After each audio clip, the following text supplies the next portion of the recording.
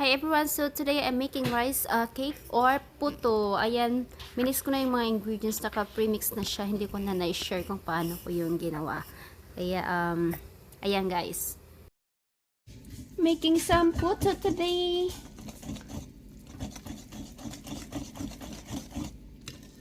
Ayan, I make 3 cups.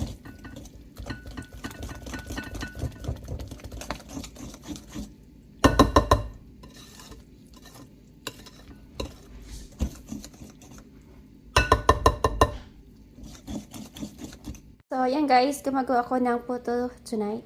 Ito na yung aking molds. Magagamit ko na finally. Tapos, ito na yung mixture ko. Ayan, mix na siya.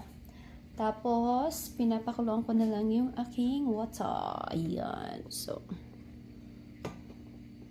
waiting pa tayo. So, lalagyan ko na siya ng mga ng mixture yung ating mold.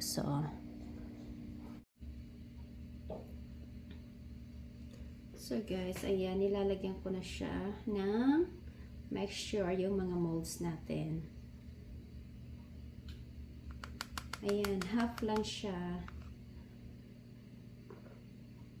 Ang cute nito.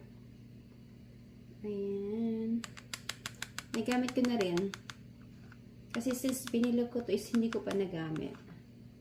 So ngayon is ayan, magagamit na rin.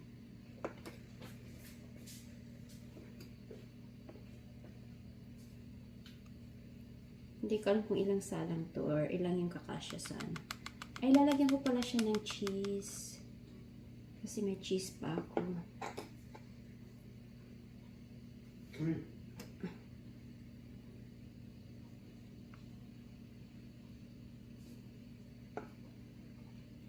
Continue ko lang siya, guys. That's yours.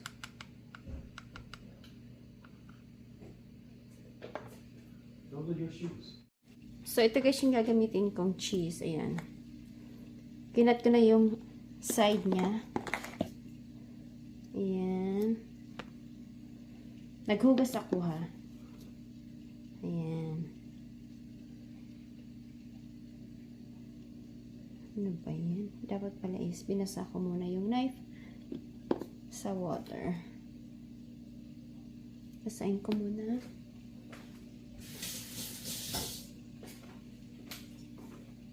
So, parang laki naman ng cheese ko.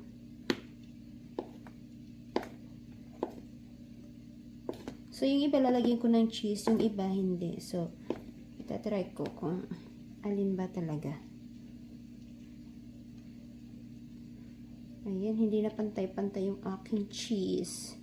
Kasi yung iba is na ano na siya. Ayan.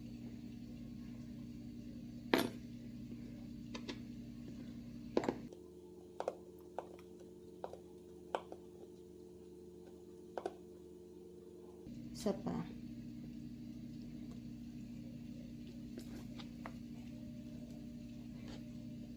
Ito guys, is gusto ko rin to. Kasi yung ginagamit natin is yung Eden cheese, diba? So, itong Velveeta is malasa din siya. Pag wala ko ng Eden cheese, yung ginagamit ko is ito for salad. Like fruit salad or any salad. So, yan. Okay, I think that's enough.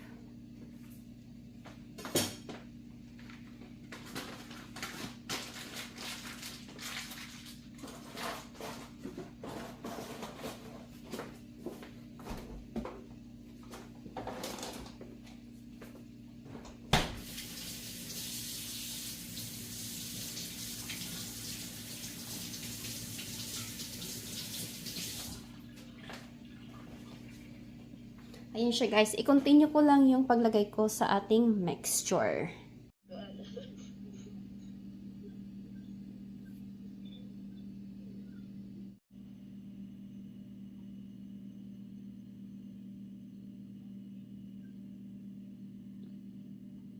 Tapos ko 3 cups yan. Tapos I have some more over there. 2 salang pa yun. Tapos ito na nga.